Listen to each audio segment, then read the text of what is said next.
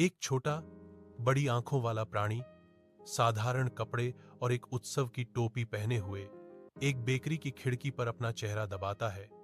उसकी निगाहें अंदर की विस्तृत केक पर टिकी हुई थीं। एक भारी, भरकम रसोइया पीछे से निकला, प्राणी की लालसा को देखा, फिर एक त्वरित, अस्वीकृतिपूर्ण गति से उसे उठाया और सड़क पर जोर से रख दिया। फिर मुड़ गया। प्राणी झुक गया। केक के उसके सपने सड़क की कठोर वास्तविकता में घुल गए। बाद में प्राणी ने खुद को एक जन्मदिन के उत्सव में पाया। उसके ऊपर एक जन्मदिन मुबारक बैनर लहरा रहा था।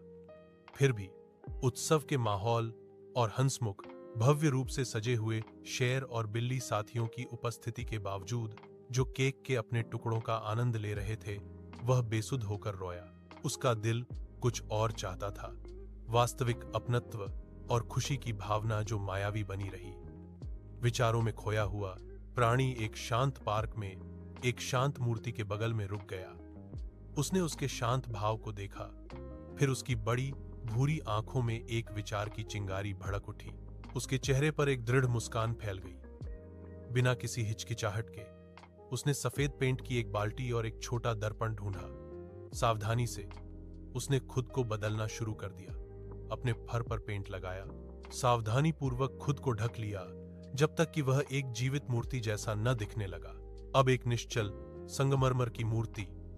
उसने खुद को एक व्यस्त रास्ते पर एक छोटे से स्टूल पर बैठाया। उसकी टोपी उसकी आंखों को छिपाने के लिए झुकी हुई थी। राहगीर तेजी से गुजर रहे थे, ज्यादातर उसे अनदेखा कर रहे थे, जब तक कि एक दयालु युवा लड़का नहीं आया। लड़के ने रुककर अपनी जेब में हाथ डाला और एक चमकती हुई चीज गिरा दी।